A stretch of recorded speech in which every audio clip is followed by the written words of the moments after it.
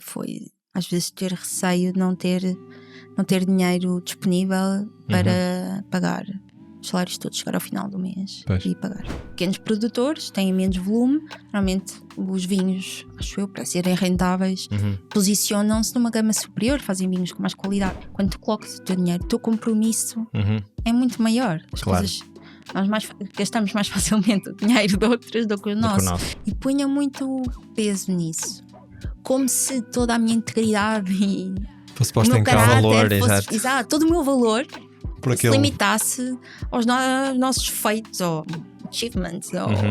Não é nada disso.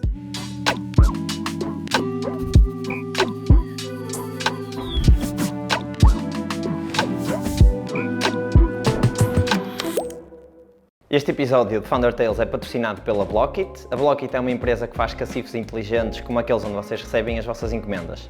E eles estão a contratar o melhor talento em Portugal. Tem cargos para todas as posições, desde Heads, VPs, Engenharia Mecânica, Engenharia de Software. Contam já com mais de 2 milhões de encomendas todos os meses, graças a clientes gigantes como a Vinted e a DHL em vários países da Europa. A Blockit decidiu apoiar o Founder Tales porque acredita que a nossa audiência faz parte de um grupo de pessoas fora de série, com muita vontade de construir e aprender coisas novas. Agora it's up to you, vão à página de Careers da Blockit, Blockit/Careers, tem lá as vagas todas abertas, são cerca de 50, candidatem-se e boa sorte. Bem-vindos a mais um episódio de Founder Tales. Hoje temos connosco a Tatiana da Wise Shape.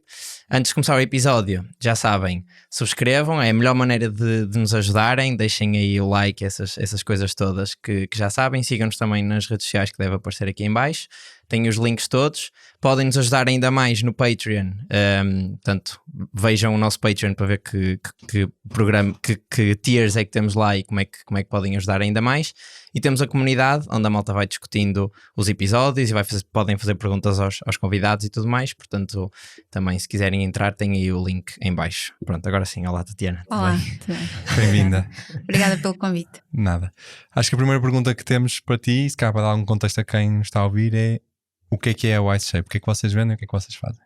Portanto, a Wise Shape, basicamente, a marca foca-se em produzir e vender, ou seja, fazemos nós a própria produção de cubas em betão para fermentação e armazenamento de vinho. Ou seja, cubas que são, no fundo, aquelas caixas, não é caixas, não sei qual é que é o melhor nome, mas aquelas reservatórios. Sim, okay. Depósitos, serve para tudo. E o vinho fica nessas cubas durante quanto tempo e a fazer que processo? Ou seja, qual é que é o processo desde a uva até à garrafa? Ok, pronto, vamos ver. Então, a parte das cubas só entra depois, mas posso dizer, as uvas chegam à adega, se for vinho tinto ou se for vinho branco, normalmente as de vinho branco, ou seja, as brancas, ficam em arcas frigoríficas, porque a temperatura de fermentação é bastante inferior à das vinhas tintas. E, portanto, ela é desengaçada, depende agora se vais fazer um vinho de curtimento ou não. Okay. A parte que entram as cubas, elas têm um sistema de refrigeração e, portanto, aquela porta, isto para de 3.700 litros, é precisamente para, por exemplo, nos tintos, são sempre, no final, são removidas as massas, para ser massas possível. É tipo as películas, essas coisas. Claro, nas tintas, normalmente branco, elas são prensadas e só depois. Agora tudo depende também do estilo de vinho, que sim, dá para fazer muita coisa. Variações. Exatamente. Portanto, dá para fazer então a fermentação. De qualquer forma, o betão tem a grande vantagem de ser um bom isolante térmico. Mesmo assim, claro que a fermentação é uma reação isotérmica, liberta calor e é importante estabilizar a temperatura. Temos umas serpentinas de refrigeração no interior do material, elas são não acessíveis. Podemos ter 1 ou 2 circuitos independentes e isto para a fermentação. Depois para estágio, no final, depende muito do estilo que o enólogo quer fazer, ou seja, o produtor. Tanto o processo de fermentação como depois o estágio é feito nas cubas e pode ser feito nas vossas cubas. Idealmente, eu creio que não faz muito sentido neste tipo de depósitos ficar só na fermentação, porque a mais-valia, digamos, para tirar partido da microoxigenação e, no fundo, potencializar todo o vinho, faz muito mais sentido tem que haver o decorrer no tempo e aí é no estágio. Ok, ou seja, Portanto, depois da fermentação em que as bactérias transformam o açúcar em exatamente, álcool, não é? sim. É assim Tá que o tá vinho, certo, sim. que o vinho Sim, sim. se transforma numa bebida alcoólica, senão era só sumo de uva. Exatamente. Depois o está a vinho ainda fermentar. fica. Quando está a fermentar, chama-se mosto. Pronto. E depois a seguir à fermentação, que para, fica. como é que para? A fermentação, portanto, normalmente o que acontece é esgota-se o açúcar. Depende muito do tipo de leveduras que são colocadas, se usam leveduras indígenas ou não, mas basicamente é quando a cinética das leveduras, ou melhor, as leveduras já não têm cinética para continuar o processo, e quando o açúcar é transformado em álcool. Ok. Por exemplo, no caso de um vinho como o vinho do Porto, por exemplo. E é interrompida. Pois, Com aí água- continua com a haver aguardente. açúcar, não é?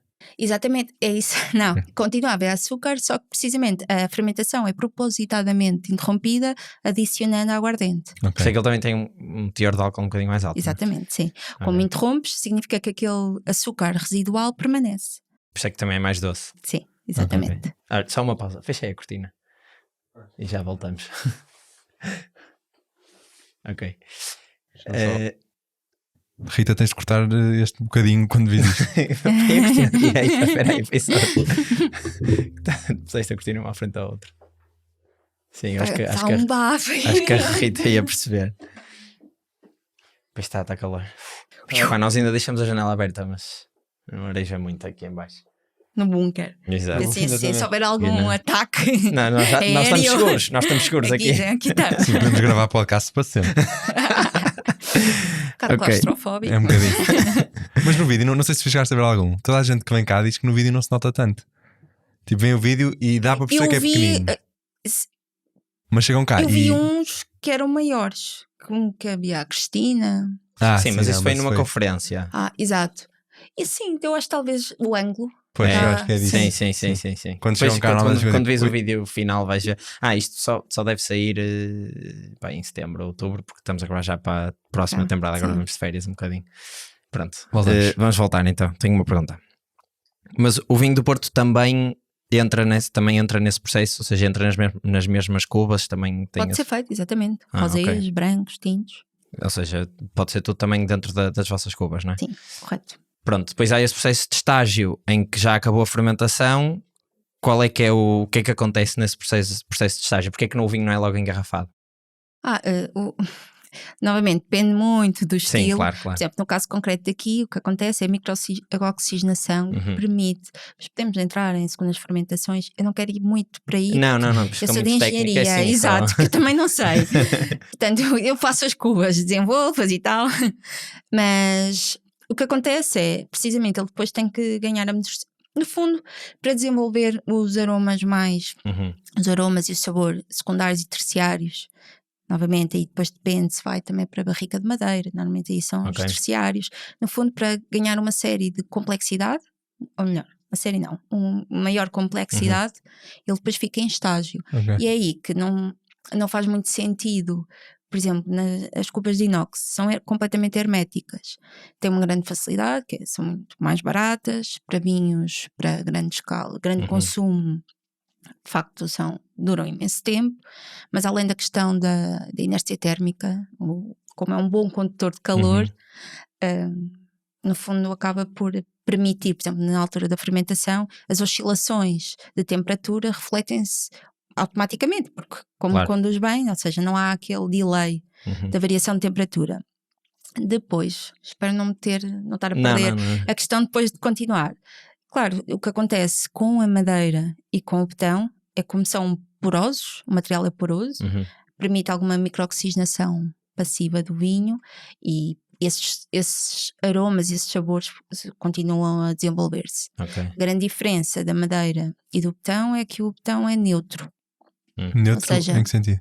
Neutro no sentido que não confere nem sabores nem aromas. Ok.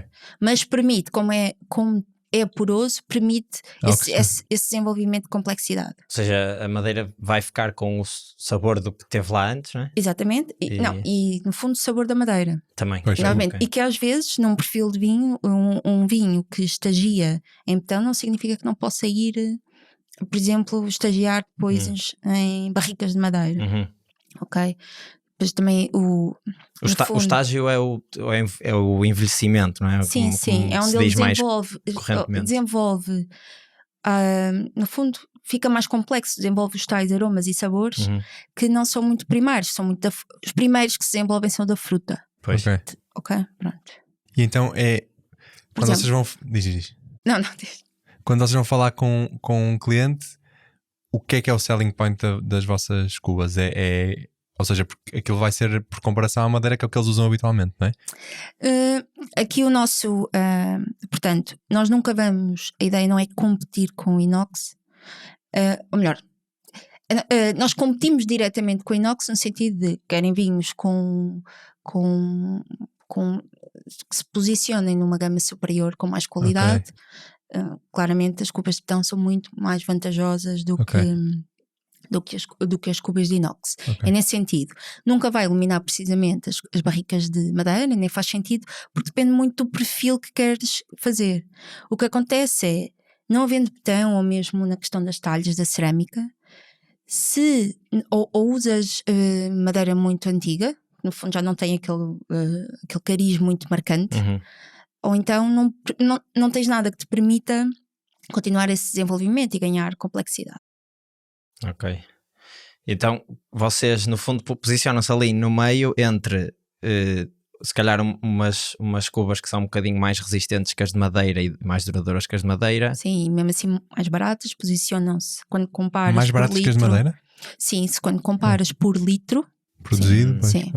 Ok, por acaso isso aí não esperava que fosse mais barato, porque as de madeira parecem mais simples, não é? Mas ao mesmo tempo devem ser muito menos duradouras, não é? É isso, têm uma longevidade muito inferior. Depois, apesar de tudo, é preciso espero não dizer o nome, no fundo estou a esquecer-me agora do nome das pessoas que fazem aquilo, portanto, tonelaria? Não é capaz, sim, soa-me. É qualquer coisa assim, os tanoeiros. Ok. Tanuaria, exatamente, é isso. As tanuarias, é preciso ter alguns skills, não é assim tão básico. Depois depende, tem muito o grau da tosta, porque aquilo não é madeira normal, ela tem uma tosta, em função da tosta, os franceses é que são prós. Pronto, então acabando o teu raciocínio era... Portanto, posicionam-se, ou seja, como mais baratos que as cubas que as barricas de madeira, mas com mais qualidade do que as de inox. Correto, exato. Ou seja, ficam ali no meio termo. Sendo que, lá está, nós vemos vantagens em usar betão e usar a barrica de madeira. E atenção, e as cubas de inox, o nosso target não é o vinho para grande consumo, grande volume. Não é... Claramente não é aí que aquele mid-tier. Sim, porque aí claro que não compensa. Pois. Ou seja, por exemplo, um barca velha nunca vai ser feito numa barrica de betão, numa cuba de betão, à partida. Fermentado? Depende, pode estagiar. Por exemplo, sim, porque não? Não sei, isso que eu estava a dizer, precisamente ao contrário. Por exemplo, é ao contrário, ele vai sempre à madeira. Os consumo massivo é que nunca irão às de betão. Ou seja, quando eu digo maior consumo é em volume, vinhos de volume, sim. inox. Ok. Senão não é competitivo, nem é o nosso target. Pois, ok. Os vossos clientes então são empresas que fazem tanto produtoras de vinho, não é? Sim. Vitivinícolas ou só vinícolas, não é? Neste caso. Sim. Mas vocês conseguem chegar aos produtores mais pequenos ou é só aquelas empresas grandes, tipo só Grapes e Symingtons e etc? Inicialmente até é interessante, porque eu estava à espera, quando lançássemos, que fosse muito mais óbvio os pequenos produtores. Isto no sentido porque pequenos produtores têm menos volume, normalmente os vinhos, acho eu, para serem rentáveis, posicionam-se numa gama superior, fazem vinhos com mais qualidade. É a única forma de ter, porque senão, como não têm volume, e portanto eu pensei que fosse óbvio entrar aí e não nas empresas grandes. E foi uma surpresa, porque na realidade essas empresas grandes também, primeiro, a questão de têm capital, é mais fácil aí investirem e têm sempre têm sempre verbas para apostar em inovação. E portanto, surpreendentemente acabámos por conseguir também chegar a essas empresas maiores, como a Symington, a Nippor, a Sograp, precisamente, mas numa ótica de mais inovação e de experimentarem o que é há no mercado. Ok. Por acaso nós contámos a preparar o episódio e uma das coisas que tínhamos pensado era, será que, para mim, inovação e portanto umas cubas mais inovadoras, ainda por cima no vinho, que é uma indústria tendencialmente mais tradicional, portanto tem anos anos não, séculos até de tradição, principalmente cá em Portugal, não é? Que é um produto bastante característico.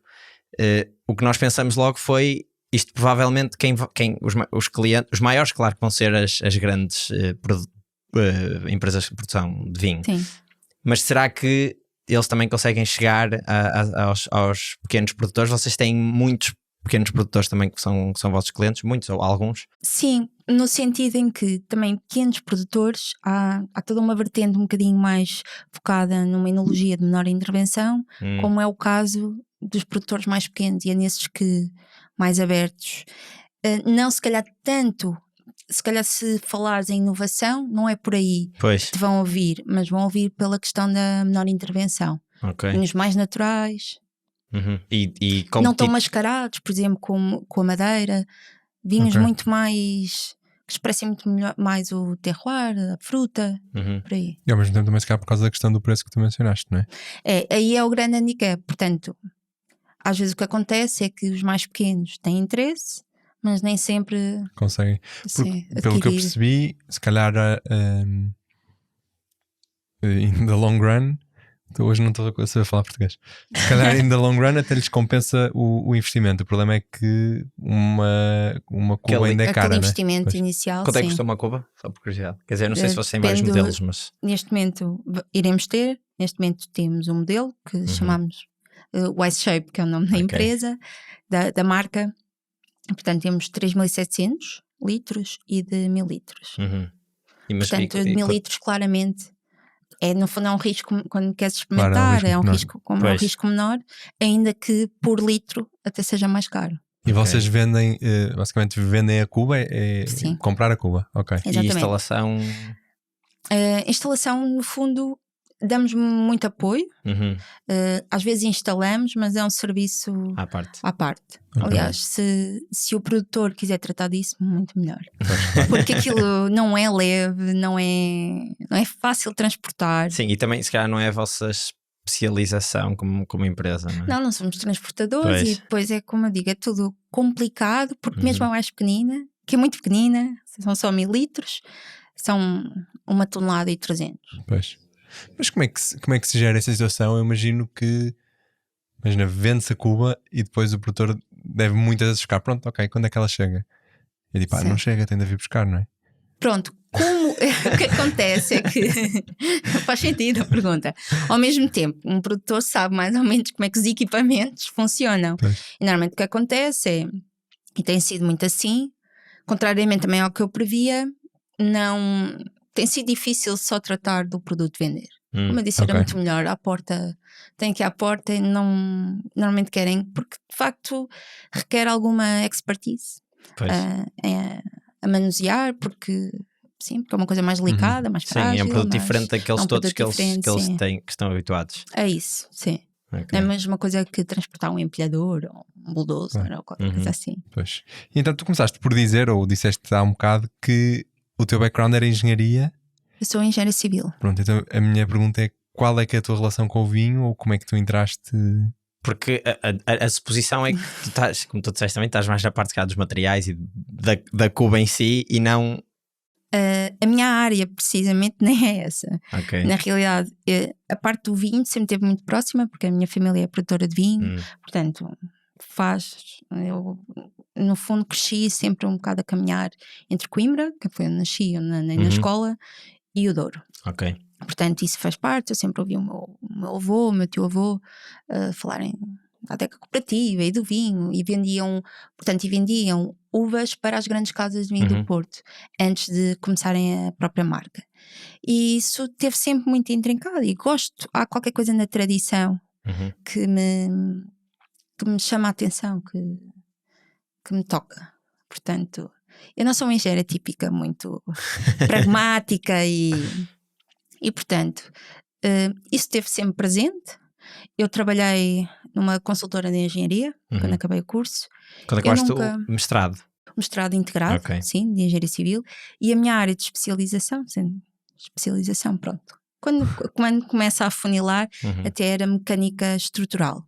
É mais cálculo de estruturas, nem era tanto esta parte. E não estava longe de me imaginar a fazer isto. Isto em que ano é que foi, só para enquadrarmos aqui cronologicamente? 2013. 2013.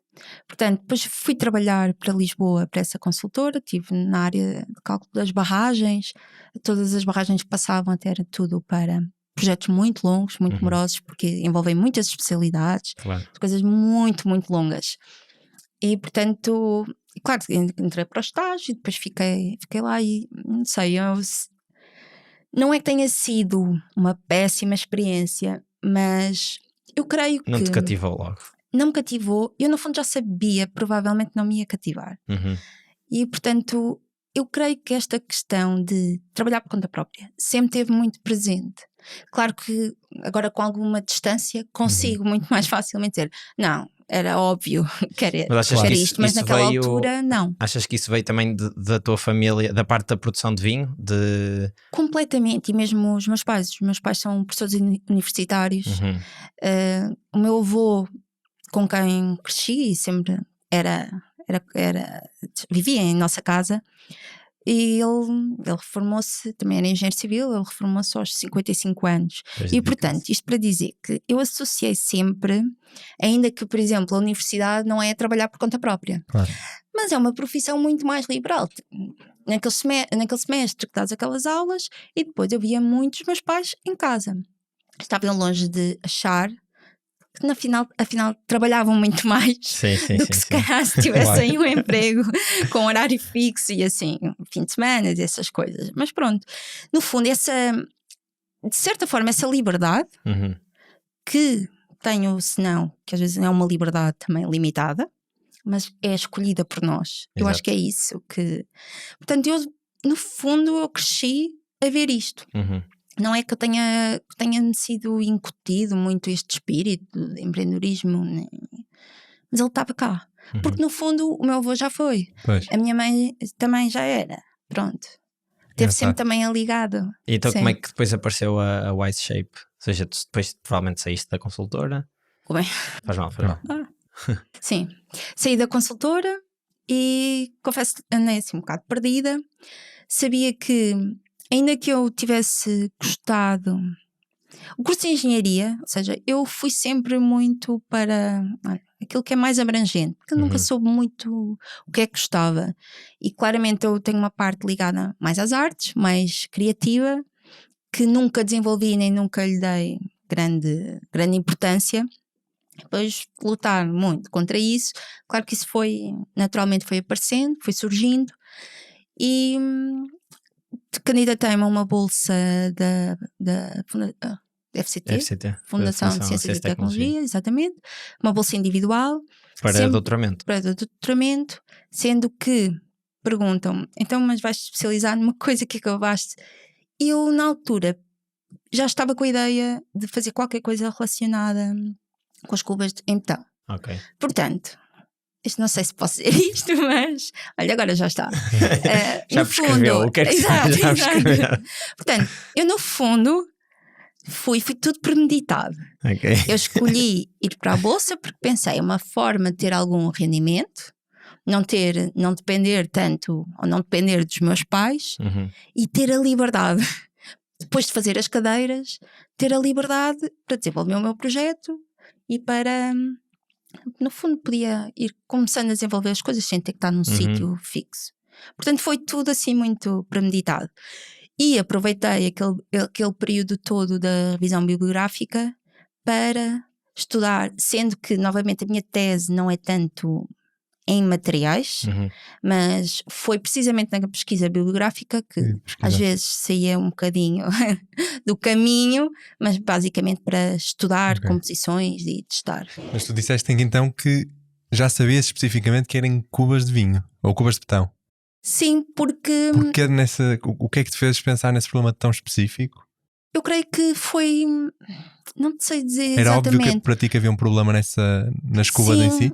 Sim, uma necessidade também de inovar, de fazer coisas. No fundo, inovar algo que na realidade foi buscar ou reinventar uma tradição. E também do que ouvia da parte da família, e eu creio que não, foi na altura que também já começava a ver algumas coisas italianas, Ok. muito com design, novamente isso chamava-me a atenção. Mas Eu se na calhar mesma posso área, ou conciliar seja, as umas duas cubas coisas. novas com Sim, uma sim. tecnologia diferente, ok. Sim. Sempre soube que era por aí. Pronto. Claro que ao longo não me vejo a empresa e não está só a fazer, tem outra marca que é o Iceflow, que Sim, também temos não aqui tem nas nada a ver, notas. Pronto, eu sempre soube ou achei que isto é muito um mercado nicho. Certo. Ok. Pronto, que não tem mal nenhum, Sim. mas que podia ser muito arriscado só apostar por aí. Por outro lado, é realmente aquilo que me dá mais prazer. Claro. Pois isso faz muita diferença Exato, acordar de manhã para ir Sim. trabalhar. Não é uma coisa então, não é que a outra não tenha tanto desafios, mas é um bocado mais engenheiro. mais- O que é outra empresa já agora? Portanto, não é uma empresa, é marca, ainda Ok. somos uma empresa, é a Iceflow. Basicamente, o que fazemos também são infraestruturas em betão, neste caso também com a inovação, ou seja, são especiais, não são iguais às correntes, porque são revestidas com tela termoplástica, com um fornecedor nosso da Áustria, às vezes confundo Áustria, eles no fundo acho que são austríacos, mas a sede está na Alemanha. Ok. Portanto, e fazemos isso no fundo, que são também produtos premium dentro das estruturas ou de produtos ou coisas correntes. Quando dizes coisas correntes é tipo o quê? Caixas de visita, por exemplo. O que é que são caixas de visita? Então, ninguém liga às coisas enterradas, Pronto, mas elas são necessárias. Então, tudo o que seja é necessário, sistema de drenagem, seja de águas pluviais ou águas residuais Ok. domésticas ou industriais, são reencaminhadas, portanto, em coletores de X em X metros, normalmente depende de 25 ou 50 metros, e cada vez que muda a direção, os coletores, no Ok. fundo, coletores são tubagens. Sim. Essa parte ainda estávamos a acompanhar. Sim, desculpa. Mas não é assim tão óbvio, Pois. porque Não, às vezes não. os termos são um bocadinho diferentes. E portanto, ou então sempre que mudam de direção, têm as caixas de visita, e essas caixas de visita, portanto, estamos a falar de água que não é potável, não é? É muito corrosiva, é muito agressiva, depois depende também do tipo de efluentes que chegam. E portanto faz todo sentido desenvolver algo que, portanto, agora, porque é que não fazem uma coisa só num polímero, em PP ou PE? O que é que acontece? Os níveis freáticos, e aqui em Portugal acontece muito, quando o nível freático é muito elevado, o que acontece?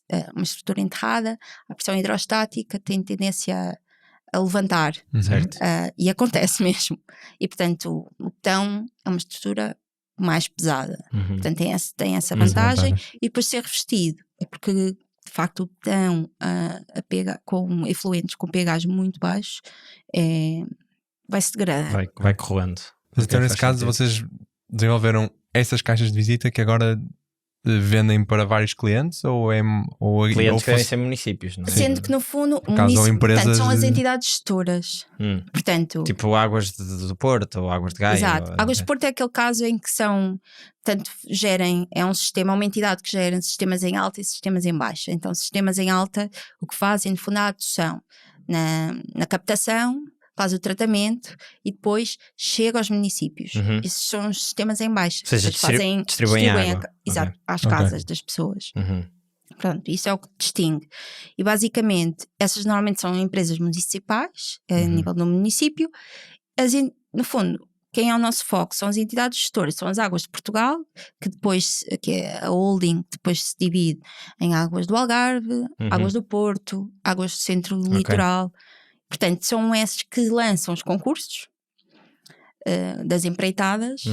E nós, na realidade, nós não concorremos a essas empreitadas. O que nós fazemos é... Tem parceiros que concorrem e fornecem para No fundo eles. são os empreiteiros, ok, há um projeto, que normalmente são gabinetes de projeto da área de hidráulica, ou Eu creio que algumas entidades têm, quando são projetos mais simples, podem ter uma equipa de engenheiros a fazer projeto, mas é raro. Normalmente lançam um concurso para aquele projeto, ganham uma empresa que faz esse projeto e depois lançam o concurso de empreitada. E concorrem, portanto, e quem ganha essa empreitada é que depois nos vai comprar. Claro. Portanto, agora dizem, tem algum interesse um empreiteiro comprar uma coisa que é mais cara, mais premium? O que é importante? É chegar às entidades gestoras e, portanto, é isso. Ainda que o nosso cliente direto não sejam as entidades gestoras, no fundo é elas que que nos dirigimos para mostrar as soluções e, claro, os gabinetes de projeto. Ok. Pois não estava nada a ver isto a ir para. Não. Podemos voltar ao vinho, que é mais agradável. Mas qual é que surgiu primeiro? A Wise Shape. A Wise Shape. E depois, como é que percebeste que isto podia ser também uma oportunidade? Olha, eu podia contar, na realidade, há coisas que vão acontecendo, simplesmente. Portanto, começou a colaborar connosco um diretor de produção. Portanto, eu, quando comecei, as cubas, elas eram produzidas numa pré-fabricadora. Ok. Portanto, esse diretor de produção tinha pegado neste produto, depois não desenvolveram muito, era uma empresa muito grande, não acharam que tivesse grande potencial. Ele saiu e veio-me falar deste projeto. Olha, e vem cá o fornecedor, o comercial da Predel, que é quem tem o sistema patenteado, por exemplo, dos fundos da Caixa. Queres recebê-lo? Ok, tudo bem, normalmente é o contrário. E assim foi, achei que podia ser uma oportunidade. Claro que havia um risco, investimos em moldes, mas havia já uma possível obra para fazer. E essa temos obra a era exclusividade caixa de visita centro também para sul. Sim. Ok. Qual é que é maior? A Wise Shape ou a Wise Flow? Wise Shape. Wise Shape. Ainda é. Ok, ainda. Se perguntarem para onde é que eu vejo a crescer, são coisas diferentes. Um é... Uma apela mais, se calhar, ao coração, não é? O Wise Shape. Sim, mas é uma coisa, como se diz, mais arquitetura também, design, é o que eu vejo. É onde há mais a parte criativa. A outra, há uma parte mais de engenharia. Sim. Pronto. E claro, mais em série. E tu no teu dia-a-dia, como é que te divides entre as duas? Tem sido caótico. Nós estamos assim numa fase também da empresa assim um pouco estranha. Também estou com algumas dúvidas de que direção ir. Porque, por um lado, para fazer assim um grande investimento permitia-nos escalar. Eu tenho muita relutância em ir às rondas de investimento e entrar por esse mundo. Não que tenha nada contra, até porque desconheço muito. Mas o que é que acontece? Nós começámos logo, houve um investimento, até da minha mãe e depois meu. Portanto, isto para dizer, claro que há sempre um investimento, mas neste caso foi dos fundadores. Principalmente quando eu vou dizer hardware, mas não é hardware, é quando são coisas que é preciso construir. Sim, é preciso desenvolver produto. Exato, se for software é só tempo no fundo e ter um computador, mas sim, é preciso desenvolver um produto. Para começar qualquer coisa é necessário comprar materiais, máquinas, investir em produção. Sendo que quando começámos, mesmo quando começámos a subcontratar, no fundo, nós entregámos um caderno de encargos, não foi muito fácil encontrar um parceiro para produzir, obviamente, porque esta indústria está muito formatada, no fundo, qualquer linha. Claro. Tudo que sai daquela linha de produção há um risco associado. Portanto, ou te pedem um valor exorbitante, precisamente para cobrir esse risco. Para poucas unidades. É isso. Depois perguntavam, mas isto é para fazer muitas? Eu sei lá. Espero que sim. Mas eu não dá para mentir. Eu acho que sim, senão eu não estava a investir. Entretanto, quer dizer, a bolsa acabou, o doutoramento ainda não tinha acabado e eu estava a full time com o projeto. Part-time, tem que ser part-time, porque ainda tinha doutoramento. E, quer dizer, eu estava a investir tudo por aí. Claro que agora olho para trás. Não era assim tão velha, mas eu via-me, meu Deus, eu já não tenho 23 anos. Não faz sentido nenhum, mas era assim que eu via. Já perdi imenso tempo. Os anos passam e eu preciso que isto avance. Estava eu longe de pensar que demora tudo muito mais. Pois. Ou pelo menos no nosso caso. Então, neste momento, a dúvida é se investes mais numa ou noutra, ou é se dão um passo grande que vos permita temos produzir naquela... qualquer coisa que esteja dentro desta área do botão? Pronto, isto porque ao bocado perguntaste, nós damos este produto acabado, ok? Mas uma das grandes vantagens e o que do botão é precisamente, é possível fazer, é customizável. Certo. Muito mais facilmente. A madeira não, e muito menos o inox. Normalmente no inox sabem como é que são feitas, não é? Há uma chapa, é calandrada, e depois por isso é que há troncocónica ou um cilindro. É assim muito simples de fazer. Pronto, aqui envolve ter moldes, envolve estudar o tipo de botão para o molde que tem. E a nossa ideia foi sempre também ter essa versão customizável. Desde a cor ao formato, essas coisas. E portanto, para isso é preciso investimento. Só que, o que é que acontece? Às vezes uma das dificuldades, ou pelo menos que eu agora sinto, é se por um lado já estamos a vender, a equipa ainda é pequena, mas para vender mais, para a equipa crescer, tínhamos que investir mais. Claro. Por outro lado, não há uma relação direta, não é assim tão óbvio. Pois. Portanto, ainda estamos assim numa fase, por acaso, assim, um pouco indeciso de qual o caminho a seguir. Mas assumindo que optavas por investir e levar isto para a frente com mais velocidade, passaria por um investimento teu outra vez, ou seja, dos fundadores, ou agora teriam mesmo de recorrer a... Não, teria que recorrer e... Porque já estamos a falar de valores muito mais altos também, não é? São valores mais altos e também percebi, não me arrependo, não é que seja mau, porque também há uma coisa, eu pelo menos vejo as coisas assim, quando tu colocas o teu dinheiro, o teu compromisso é muito maior. As coisas, nós gastamos mais facilmente o dinheiro de outras do que o nosso.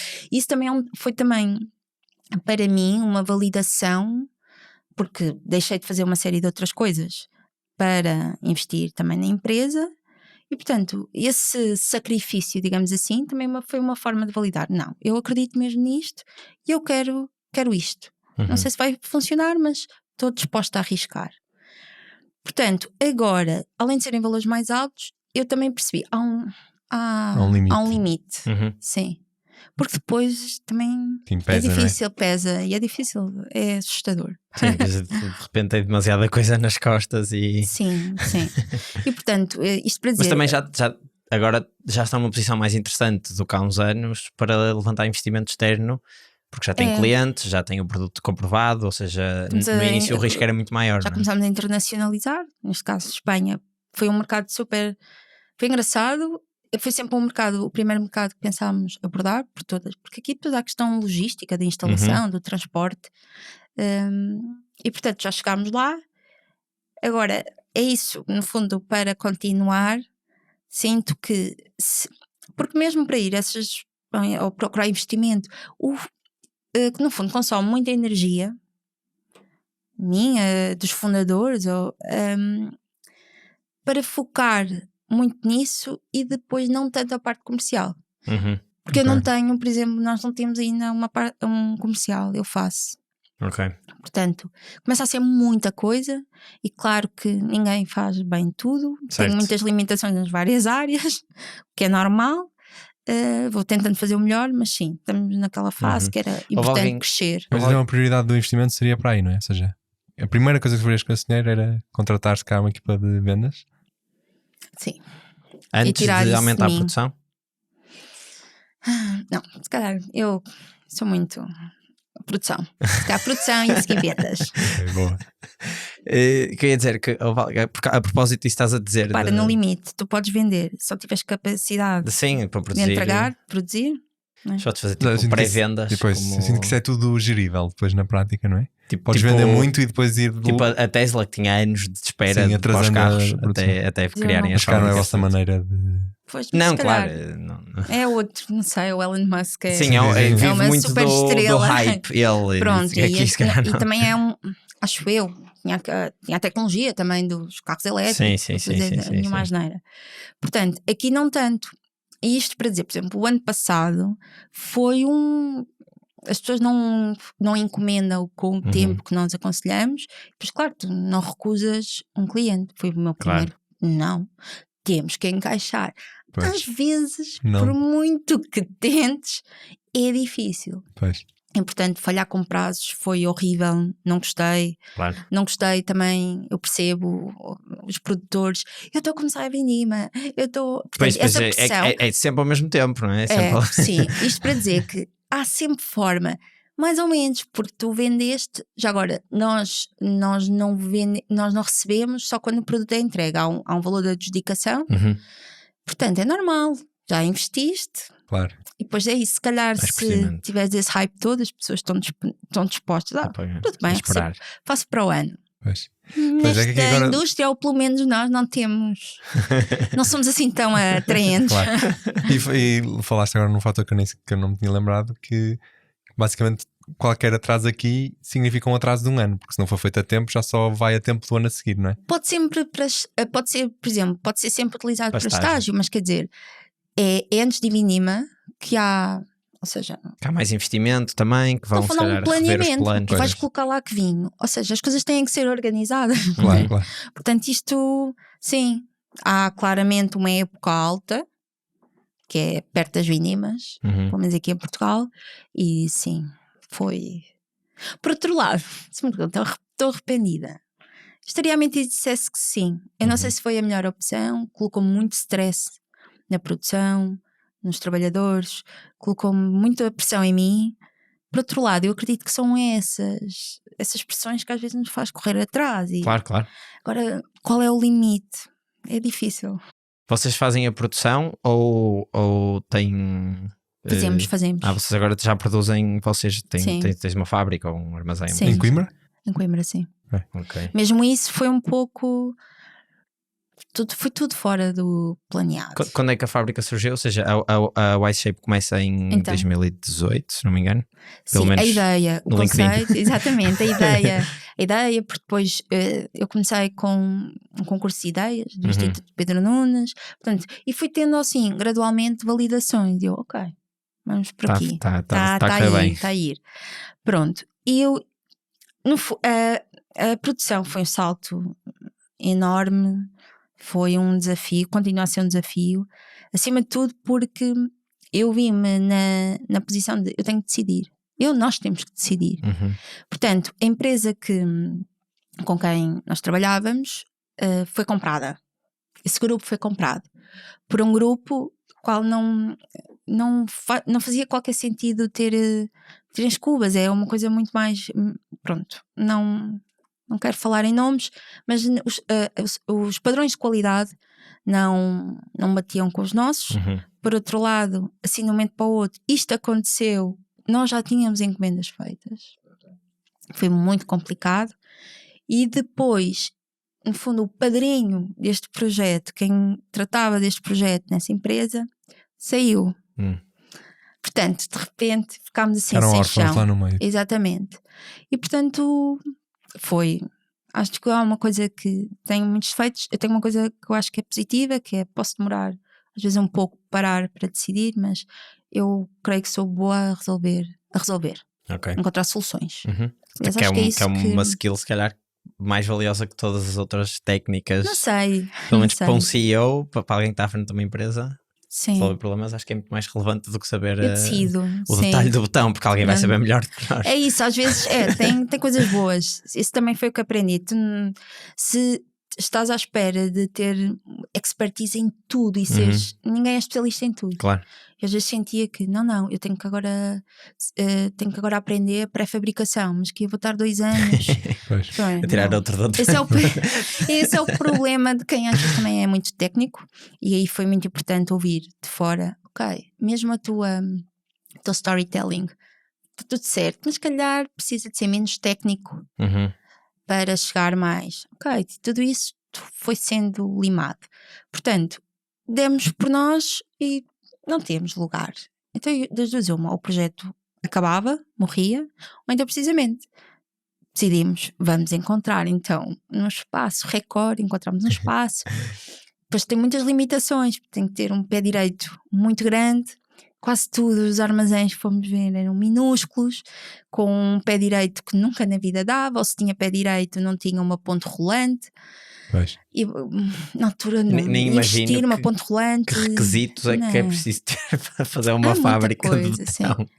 Sim. E o investimento é sempre maior do que o que uma pessoa pensa. Claro. E agora dizem assim, se calhar, por muito que planeasse, há coisas sempre que aparecem. Mas aqui foi, temos de nos enrascar. E assim foi isto, para dizer que a produção, a própria produção foi assim. Quando é que foi? Teve que ser. Quando é que foi quando é que deram esse passo? 2022. Portanto, o produto é lançado em final de 2021. Espero que o tempo, não sei se também ainda por ouvem cima muito com isto. O Covid, isto. Sim, às Mas vezes mais ou é menos. possível, sim. Mas foi final de 2022. Final de 2022 lançamos o produto no encontro com vinhos da revista de vinhos em Lisboa. Vendemos logo aí a que tínhamos em demonstração. Mas, portanto, vejam o tempo que demorou desde a ideia até chegar ao produto final. Tu no final do teu doutoramento, o que é que já tinhas? Já tinhas um projeto do que seria Sim, a Cuba? Tinhas uns site, protótipos? já tinha o design, já tinha muita coisa, mas não tinha... Ainda não tinhas um protótipo? Uma Cuba. Não tinha uma Cuba, que era o que é preciso. Eu lembro É preciso fazer um molde. Quem é que vai fazer o molde? Pois, quando nós nos cruzámos a primeira vez foi em 2020 na escola de startups da BTEC. E eu lembro que, portanto, vocês aparentemente ainda não tinham Cuba nenhuma, mas que já pareciam super maduros, porque A sério? foi a ideia com que. Mas também nós. Tiveram em estágio. Sim, tiveram em estágio. Sim, não, mas nós tínhamos 22 na altura, acabados de sair da faculdade. Certo. E estávamos 22, 23. com um projeto quase a fingir também. Portanto, toda a gente à nossa volta parecia super madura. Se calhar também é, às vezes eu acho que eu senti exatamente isso, portanto. Lá na escola de startups também? Sim, Ok. sim. Porque As pessoas estavam muito mais... Porquê que entraram na escola de startups? Ou porquê que tomaste essa decisão? Olha, foi na verdade a minha tia. Ou como? Minha Exato. tia que vive aqui no Porto, que quando, por circunstâncias, eu creio até que foi no funeral ou qualquer coisa assim. Foi assim uma coisa tipo atípica. Então, o que é que tu andas a fazer? E eu, continuas com aquela coisa das cubas? E eu, sim. Então faz-me aí um pitch. Estava com o meu tio ao lado, eles estão habituados a ouvirem pitches de pessoas e às vezes investem até. E foi aí que eu apresentei. E minha tia disse: olha, sabes o que é que estás a precisar? Tu estás a precisar assim de ir para uma coisa, uma incubadora, mas para polir o discurso. Está muito técnico. É interessante. Tem uma coisa que é preciso investimento, mas não é um investimento absurdo. Não é preciso 2 milhões para começar. Sim. Portanto, ainda por cima, o modelo que eu tinha inicial de negócio era a subcontratar. Okay. Portanto, tinha essa vantagem. Claro que eu tinha sempre o investimento do molde e de várias coisas, mas não era muito. Pronto. E foi assim que eu fui lá parar. A ideia nunca foi ser à distância. Pois. Na altura, a ideia, eu gostava até de ter ido para fora.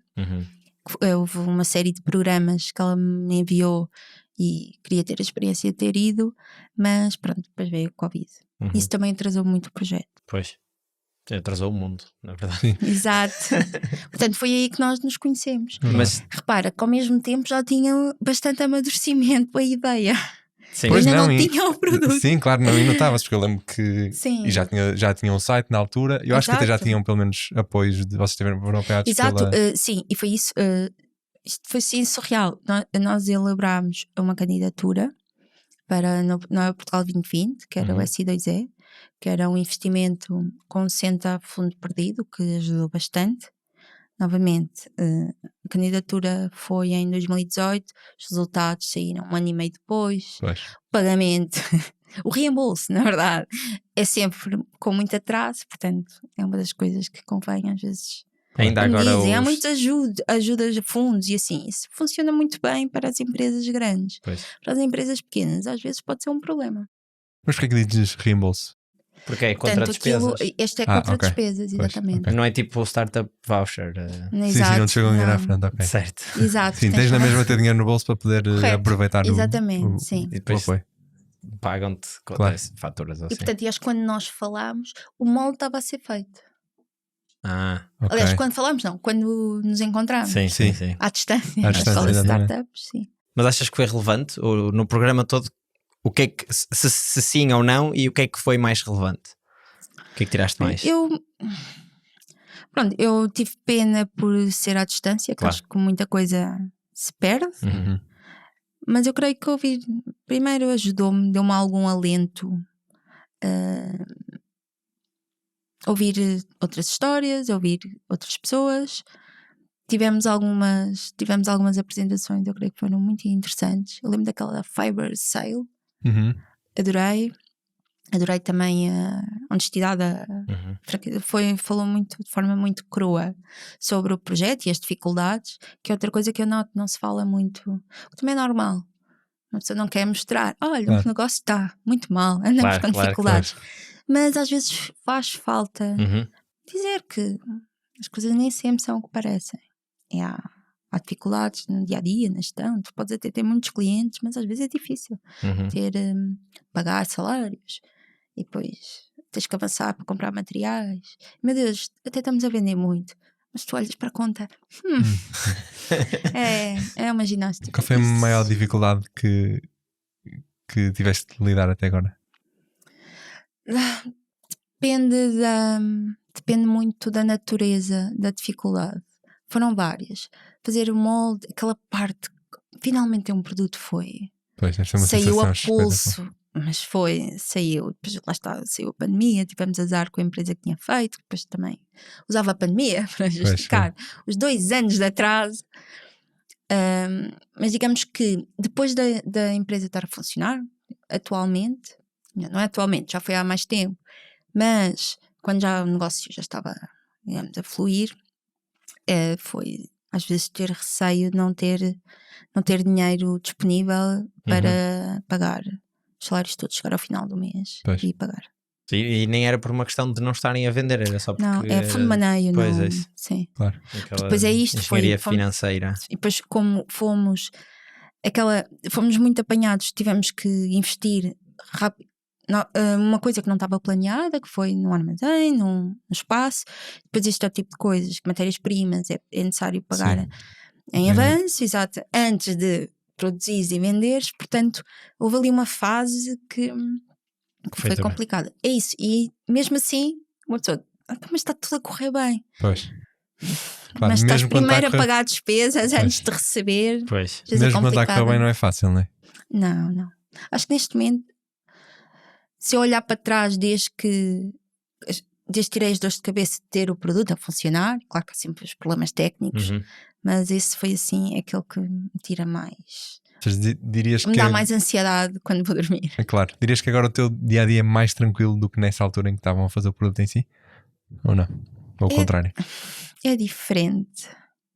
Eu acho que eu não sei se também é um defeito meu ou se quem desenvolve uma coisa que está sempre presente. Pois. No outro dia até ouvi uma amiga minha, ainda bem que vais tirar férias, parece que estás sempre a trabalhar. E eu?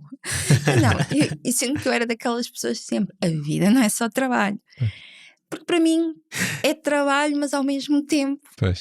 Como é teu, sentes que não estás a trabalhar, não é? Estou a trabalhar para mim. Mas... E às vezes o que acontece é que é mais nos tempos livres, que não estás na produção, não estás a vender, não estás a tratar, que te permite pensar, ok, para onde é que eu quero ir? Onde as ideias te permite fazer um zoom out e pensar um bocadinho mais numa visão mais macro de tudo. E às vezes é aí que surgem coisas interessantes. Exato.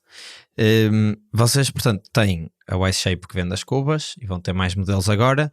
Sim. E vendem a cuba e depois a relação com o cliente. Não vou dizer que se esgota ali, mas é uma venda e não uma subscrição, ou não há uma manutenção, não sei o quê. E tem também o outro projeto da Wise Flow, não é? No fundo temos 2 linhas de produção num espaço bastante limitado. Aqui com um podcast. Exato. A nós só nos falta o pé direito mesmo. Se chamam dores de crescimento. Mas a minha pergunta aqui é, qual é que é o próximo passo para ou seja, vai ser abrir mais linhas dentro daquela capacidade que vocês têm, ou é reforçar? É reforçar as que já temos, porque há muita margem para para desenvolver e para vender mais e para fazer coisas. Eu gosto de desenvolver. Portanto, mesmo aquela coisa, mas eu vou estar a fazer sempre o mesmo produto. Não, estou farta de ver isto, quero ver mais coisa. Portanto, Isso passa por expansão geográfica também, ou não? sim. Ou achas que não é já? A expansão geográfica, repara, acaba por. Novamente, estamos limitados na produção. Pois. Será que eu quero expandir muito noutros países, depois não tenho capacidade Para entregar o que exatamente. promete. Portanto, diria que agora o primeiro objetivo era investir em instalações maiores, em equipamento que não fossem em segunda mão. Sim. Pronto, para precisamente depois termos confiança para experimentar outros Sim, lugares, há mercado. até se calhar são coisas que vão acontecendo em simultâneo, não é? Se calhar fecham um contrato grande e depois têm de aproveitam isso para expandir. Isso é o ideal. Sim. Que às vezes Não é assim que funciona. Às vezes não dá para não é sincronizar. isso, sim. Eu acho que às vezes o mais difícil é não há um caminho óbvio. Sim. Se vais à procura, ninguém te vai dizer, obviamente, ninguém quer essa responsabilidade, não sabem. Claro. E às vezes é difícil algumas decisões que não sabes se vai para um lado, tem uma vantagem, se vai para o outro. E não são os riscos que me assustam, é não saber o que é melhor naquele momento. Ok. É se calhar até mais o custo de oportunidade de fazer uma coisa e não outra do que propriamente sim. de O receio, falhar. se vou por aí, então Não posso ir expandir. não posso ir Exato, pelo outro. então não posso tentar vender mais, porque até há mercado e até há interesse. E há aquela janela de oportunidade que eu tenho medo. Então, mas uma empresa só funciona se vender. Pois. Tu São essas coisas. És a única pessoa que trata de vendas na empresa. Eu pergunto isto porque vocês vendem para, tirando se calhar os produtores mais pequeninos, vocês vendem para empresas que são poucas e que são muito grandes, não é? Por exemplo, deste o exemplo das Águas de Portugal, que são poucas, não há muitas águas aí. Não, só há as Só as Águas de Portugal. Sim, depois há as várias. Sim, é um desafio. E mesmo as produtoras, as grandes, que se calhar têm dinheiro para investir em inovação e que têm, produtoras de vinho, digo, também não há muitas em Portugal, se calhar há mais do que Águas, mas ou seja... Há bastante mercado. Lá está, porque primeiro, depois tudo no vinho é lento, bastante lento. Dá resultados, depois lá está, compraram, tem que haver uma validação, tem que experimentar o vinho e depois correu muito bem o primeiro ano, será que há uma repetição no segundo ano ou foi só por acaso este primeiro ano? Ou seja, mesmo esta retenção é desafiante. Sim, isso é um bom depois ponto. A seguir para avançar. Por outro lado, eu creio que houve pelo menos uma assim grande que claramente eu senti que tinha vontade de avançar, mas também estamos numa fase, não sei se já passou bastante nas notícias, que há demasiado excesso de vinho. Sim, isso em parte porque há muito vinho nos nossos grupos, mas há muito mais vinho como espanhol piada entrar no do Douro. que... Sim. Propriamente. Dá para fazer bastante Exato. piadas sobre isso, sim. Okay. Mas há excesso, sim. Pois, tocaste aí num ponto interessante, que é, há vinhos que têm estágios para cima de um ano, mais até 10 anos, que no caso da Wise Shape a empresa não tem 10 anos, portanto não é possível ainda ter resultados de vinhos de estágios muito longos para saber como é que eles fizeram. Vocês por exemplo, um ano já dá para ver, e lá estão os resultados que temos tido, precisamente. Foi muito importante termos o primeiro vinho engarrafado 100% estagiado. Pois. Então, e foi num ano, e é inálogo a dizer que houve resultados muito diferentes, o diretor comercial também a dizer que claramente eram diferentes, portanto isso vai-nos dando, não é, credibilidade. Claro. E algum nome também, se calhar, não é? Sim. Não sei se isto está sob NDA, mas sabes algum vinho corrente que se vende aí no supermercado e que tenha sido tenha passado pelo estágio numa das vossas cubas? Sim, portanto só o nosso não é o meu vinho, mas é como se fosse Quinta Valmadruga Superior, é 100% estagiado. Vamos ter de experimentar. Pronto, se não for bom, a culpa é do enólogo. Tinha boas uvas, não dominou bem a arte, mas sim, há esse, pronto. E o resto das outras, o que acontece? É muito usado em blends. Portanto, vinho é normal. Pois. Aliás, blending é toda uma toda uma arte, exatamente. Portanto, eu sei que foi muito usado em blends, agora 100% engarrafado. Ok. E portanto fez o processo todo, fermentação, estágio. Na altura fez só o estágio a primeiro ano, o segundo ano foi fermentação e estágio. Isto porque foi a primeira cuba que vendemos e vendemos-la em outubro. Portanto, as vindimas já tinham passado. Pois. Sim. Ok. Engraçado. Depois a minha questão era como é que vocês testaram, se tu produziste com a ajuda do teu avô ou assim, vinho antes de venderes a Cuba? Ou se os clientes foram os vossos... De todo. Isso é uma ótima pergunta, todo. se é no dia de hoje, se a produção da tua família usa as vossas cubas ou não.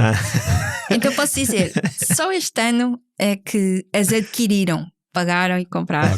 Compraram. Porque, nem sei, eu acho que no fundo houve sempre uma vontade de separar. Claro. No início fez-me alguma confusão, ao mesmo tempo, ok, é muito melhor validar que há uma imparcialidade muito maior. Claro. Do que usar os teus... Sim. Sim, pois. Sendo que a possível parcialidade seria sempre muito... A minha família é exigente. Mas havia... se não for muito isenta, claramente não está. Ficou aquém das expectativas. Ias perceber. Sim. Mas houve um risco que os vossos primeiros clientes assumiram em produzir vinho, ou pelo menos estagiá-lo, numa cuba que se calhar nunca tinha passado por esse processo. E eles, como é que viram esse risco? Ou seja, qual é que foi o ponto ou o que é que tu achas que foi o ponto que os fez aceitar esse risco? Eu creio que foi começar, houve o primeiro cliente. O primeiro cliente, na realidade, não pagou logo. Foi colocado, que é normal, não. Ou foi uma venda, mas foi uma venda... Atrasada, exatamente. E depois uma coisa alimenta a outra. Claro. E ao mesmo tempo, eu presumo que vocês não sejam a primeira cuba de betão do mundo. Não, de todo, exatamente. Já deve estar minimamente comprovado. Este design também suscitou alguma estranheza. Depois as pessoas começaram, creio que quem aprecia alguma assimetria começou a apreciar. Mas sim, já havia betão, não é com esta formulação, é outra, mas sim, não... Claro. Não inventámos a roda. Eu li no vosso site uma coisa que eu também achei engraçada, que tinha a ver com a forma da cuba, ou seja, que também trazia vantagens por causa tinha lá um nome técnico, ângulos mortos, é possível? Qualquer coisa qualquer coisa morta, havia qualquer coisa morta. Portanto, o que acontece é, mesmo as leveduras e todo, no processo todo, os movimentos, na altura mesmo da fermentação, isto é particularmente interessante no vinho branco, aquele formato. Ou seja, o cilíndrico? Não. Estás a dizer o vosso? Tipo, sim. Okay. O nosso que no fundo é o ovo. E é o ovo que está testado. Agora, se me perguntam, está cientificamente provado? Não. Claro que eu fui ver isto. Agora, há uma experiência empírica. Portanto, se quem usa diz que é assim, então tudo bem, vamos pegar. A minha ideia foi pegar num ovo, mas dar-lhe um twist mais arrojado e uma coisa com que me identificasse. Okay. Mas a ideia é que esse formato em ovo é benéfico para a parte da circulação do líquido lá dentro e portanto não há zonas onde fique onde haja acumulações. Ou seja, se houver uma solicitação externa, normalmente com uma variação de temperatura, o que acontece é, e isto eu vi de facto, por exemplo, as cubas muitas vezes no final, quando são testadas, aquilo foi no caso, foi no branco, efetivamente sem ninguém mexer. Portanto, há um recipiente que se coloca no topo que chama-se um belô. Pronto, que é no fundo para chama-se aquilo é, como é que eu posso chamar? Aquilo no fundo é uma rolha, mas que não é uma rolha acética, pronto. Para proteger do oxigênio. E de facto, sem ninguém fazer nada, de um dia para o outro, a turbidez, ou seja, aquelas, no fundo, as levaduras que se estavam a ver e todos estou-me a esquecer de nome, os depósitos, os resíduos. E uma pessoa olhou e de facto, sim, está muito mais turvo sem fazer nada. Ou seja, aquilo que é interessante é que de facto isso não acontece, ou pelo menos da experiência, isso não acontece com aquele formato. Exato. Então turvo é mau. Sim. Ok. Pois era isso que eu ia perguntar. Por exemplo, no caso, é muito falado nos movimentos brownianos. Novamente, há muita ligação empírica, algumas formulações, mas nada que consiga O que é que são realmente, os do ponto de movimentos vista. brownianos? É um movimento do líquido dentro da... No fundo, é um movimento. Posso falar por aí. É muito matemático, mas no fundo, ninguém conseguiu descrevê-lo matematicamente porque é aleatório. Ok. Portanto, isso, a partir do momento que não consegues ter as equações matemáticas, é difícil. Controlá-lo também. Sim. Mas é o que é? É um modelo São matemático movimento- sobre o movimento do líquido lá dentro. Sim, sem qualquer. E que não consegues definir uma trajetória específica, não. Ok. Mas ele mexe. Ok. Sem força externa, não é? Tipo, Eu não acredito nisso. Eu acho que tem sempre que haver alguma solicitação. Não necessariamente uma força, mas, por exemplo, uma variação de temperatura. Não deixa de ser um estímulo. Claro, ok. Uma solicitação. Sim. Nós, faz em engenharia sentido. civil, as estruturas são um caso de carga, além do peso próprio, que é o nosso peso, as cargas permanentes, é a variação de temperatura. Pois. Portanto, sim, é considerado um caso de carga. Ok. Vocês têm, agora estavas a falar, estava a lembrar de uma coisa que era, vocês, como isto é relativamente recente e tem esta componente mais empírica que tu falaste, vocês têm vontade ou desejo de eventualmente fazer algum tipo de estudo mais científico para Sim. terem os vossos novos modelos assentos numa base mais académica? Sim, o que é que acontece? Tem sido, e lançámos um desafio a um cliente nosso, que até maior e que até tinha. O que é que acontece? É muito difícil, há falta de pessoas, é muito difícil depois garantir que há uma equipa para fazer o acompanhamento. Claro que eu não desisti também dessas coisas, sou teimosa. Eu acho que uma possibilidade é fazer, por exemplo, um estágio, um trabalho final uma de curso, tese mestrado, uma tese, exatamente, assim. terá que ser por aí. Sendo que também é sempre limitado, porque eles neste momento têm muito pouco tempo, portanto também acredito que não dê para aprofundar muito. E agora, tem a parte boa, como a produção da família adquiriu, tem uma vantagem maior, que é a acessibilidade, em que o acesso para poder fazer algumas validações. Certo. Não empíricas, mas... Consegues brincar um bocadinho mais com os sim. parâmetros. Quantos é que vocês são neste momento? Acho que não chegamos a perguntar. Então, somos 6. Ok. E quantas cubas é que conseguem produzir por ano? Assim, em média, apesar de ser recente a produção? Ou quantas é que conseguiriam ser assim, full capacity? Quando é que, neste momento, 4 por mês. Ok. Uau. Correndo tudo bem. Uma venda. Correndo tudo bem. Claro. Sim. Nunca correu tudo bem. Mas lá chegaremos. Já outra coisa, o controle de produção é complicado. Pois. Fazes bem, corre tudo muito bem. A primeira, a segunda, a terceira e a quarta. O que é que aconteceu? Fizemos tudo igual. Sim, e não é um computador que dá para ver os bugs daquele. Sim. Tem muitos fatores humanos, porque tem muita intervenção humana, portanto é mais suscetível. Claro. E se calhar basta a temperatura variar dentro da fábrica, e se a produção do inverno vai ser diferente da produção de verão. Sim, porque a umidade dos agregados é diferente.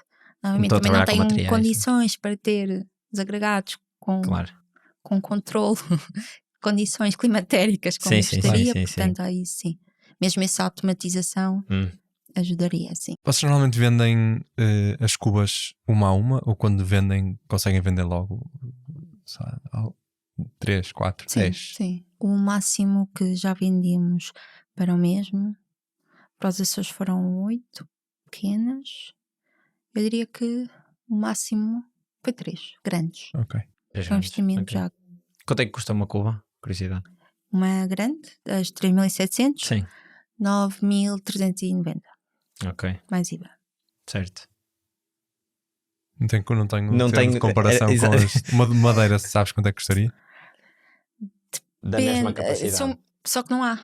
Da mesma capacidade. Também estamos pequeninas? a falar. Sim. Ok, isso é outro fator. E nas de madeira também há aquela... Mas são caras e duram um pouco. Aquela são muito caras. Novas são muito caras. Ok. Mas mesmo usadas, se forem usadas por alguém XPTO ou Sim, em... sim. tenham, depois valorizam muito, valorizam porque têm um sabor ou um... Puseres a Sigol Morro e mais Pois. essas coisas, sim. Engraçado. Exato. Bem, vamos para a última Vamos, pergunta. não tenho mais perguntas. Então, a última pergunta, que é a pergunta que fazemos sempre, é um conselho que tu gostavas que tivesse sido dado no início da tua carreira como empreendedora.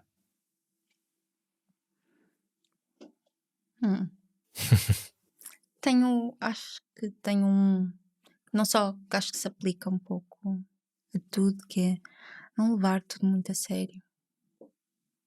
Ok, esse é um bom. Não, no sentido não de seriedade, Uhum. mas de peso. As coisas não têm um peso que Sim, ou às seja, vezes damos ou que existe na nossa cabeça, não.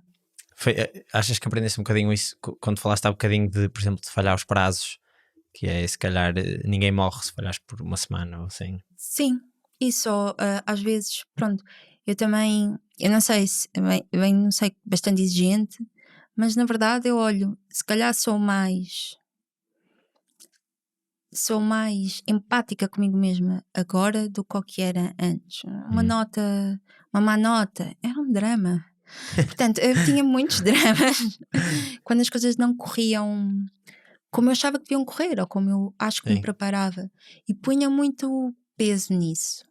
Como se toda a minha integridade e Fosse o posto meu em causa. caráter valor, fosse, exato. todo o meu valor Por se aquele. limitasse aos nossos feitos ou achievements. Uhum. Não é nada disso. E portanto, agora como vejo, sim, levar as coisas de uma forma mais leve. Ter sempre brio no que se faz, obviamente, né? Há outra forma de estar, mas sim, ser mais leve. Ok, tentei, fiz o meu melhor. Pede desculpa a seguir, é sempre um bom. Ótima maneira de acabar o episódio. Exatamente. Tatiana, obrigado por teres vindo. Espero que ainda não tenhas morrido assada, que está um bocado quente aqui dentro. Não! Parece uma cuba em fermentação.